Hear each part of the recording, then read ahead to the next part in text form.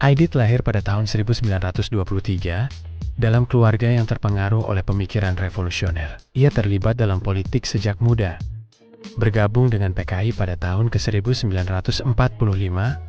Dalam waktu singkat, Aidit menjadi salah satu tokoh kunci dalam partai. Pada tahun 1948, ia mengambil alih kepemimpinan PKI dan mulai merancang strategi untuk memperkuat posisi partai di Indonesia. PKI berkembang pesat dengan fokus pada isu-isu buruh dan petani. Melalui propaganda yang efektif dan organisasi massa, Aidit berhasil menarik perhatian serta dukungan rakyat. Ia mengusung gagasan tentang revolusi agraria dan keadilan sosial yang sangat resonan dengan perjuangan masyarakat untuk memperbaiki nasib mereka. Pada tahun 1950-an, kedekatan DN Aidit dengan Soekarno semakin erat. Soekarno, sebagai presiden pertama, memandang PKI sebagai sekutu vital untuk menjaga stabilitas politik di Indonesia. Melalui kerangka Nasakom nasionalis, agama, dan komunis, Soekarno berusaha mengintegrasikan elemen-elemen ini demi mencapai persatuan nasional. Meskipun hubungan ini memicu konflik di kemudian hari, saat ketidakpuasan rakyat terhadap PKI meningkat, suara penolakan semakin keras, dan demonstrasi anti-PKI mulai marak. Rakyat merasa bahwa kebijakan PKI mengancam nilai-nilai kebangsaan dan agama yang selama ini dijunjung tinggi. Meskipun ada tekanan dari berbagai kalangan untuk membubarkan PKI, Soekarno tetap bersikukuh tidak mengambil tindakan drastis. Ia beranggapan bahwa mengakomodasi PKI adalah langkah untuk menjaga persatuan bangsa. Soekarno percaya bahwa dialog dan pengertian antara berbagai ideologi akan membawa kepada stabilitas. Ia tidak ingin memecah belah bangsa dengan tindakan yang mungkin dianggap represif. Namun, situasi politik semakin rumit menjelang peristiwa J30S pada tahun ke-1965.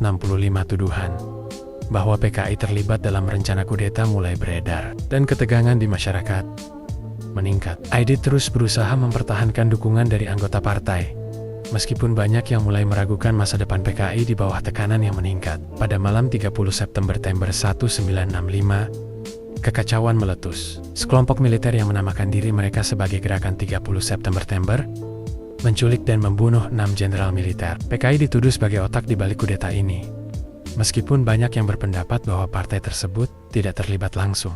Akibat tuduhan tersebut, tindakan represif diambil terhadap PKI. Banyak anggota partai yang ditangkap, diadili secara sembarangan, dan dieksekusi. DN Aidit sendiri menjadi target utama. Meskipun tekanan untuk membubarkan PKI semakin besar, Soekarno tetap bersikukuh tidak mengambil langkah tersebut. Ia percaya bahwa membubarkan PKI hanya akan memperburuk situasi dan memecah belah persatuan nasional. Dalam pandangannya, PKI adalah bagian dari kerangka Nasakom yang ia rancang, di mana nasionalis, agama, dan komunis harus bersatu untuk membangun bangsa. Soekarno meyakini bahwa dialog dan kerjasama dengan PKI akan lebih efektif dalam mencapai stabilitas politik. Namun, keputusan Soekarno ini tidak berjalan mulus. Banyak elemen masyarakat, terutama kalangan nasionalis dan religius, merasa khawatir bahwa kebijakan PKI semakin mengancam nilai-nilai luhur yang mereka pegang. Ketidakpuasan ini memuncak dalam bentuk demonstrasi besar-besaran, di mana rakyat menuntut Soekarno untuk bertindak lebih tegas terhadap PKI. Demonstrasi yang marak ini mencerminkan kekecewaan rakyat terhadap ketidakmampuan pemerintah untuk mengatasi pengaruh PKI. Mereka menuntut tindakan nyata untuk membela nilai-nilai kebangsaan dan agama yang mereka anggap terancam oleh ideologi komunis. Dalam situasi yang penuh ketegangan ini, hubungan antara Soekarno dan rakyat mulai terguncang. Pada malam 30 September, kekacauan meletus. Sekelompok militer yang menamakan diri mereka sebagai Gerakan 30 September menculik dan membunuh 6 jenderal militer. PKI dituduh sebagai otak di balik kudeta ini, meskipun banyak yang berpendapat bahwa partai tersebut tidak terlibat langsung. Akibat tuduhan tersebut, tindakan represif diambil terhadap PKI. Banyak anggota partai yang ditangkap, diadili secara sembarangan, dan dieksekusi. DN Aidit sendiri menjadi target utama. Kisah Aidit berakhir tragis. Dia ditangkap dan dieksekusi tanpa proses hukum yang adil. Meskipun demikian, pemikirannya tentang sosialisme dan keadilan sosial tetap menjadi bagian dari diskusi politik di Indonesia.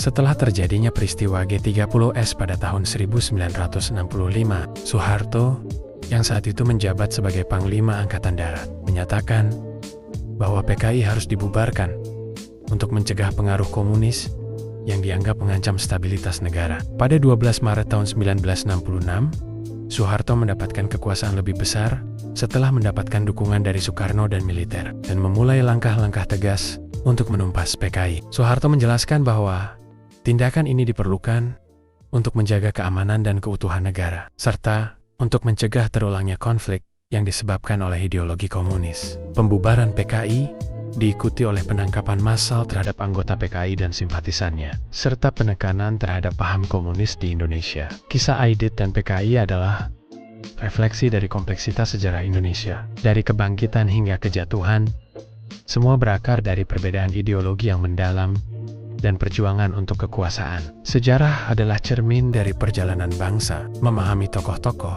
seperti Aidit membantu kita memahami dinamika politik yang membentuk Indonesia hingga saat ini. Jangan lupa untuk like dan subscribe History 1 Menit. Terima kasih telah menonton, dan sampai jumpa di episode berikutnya.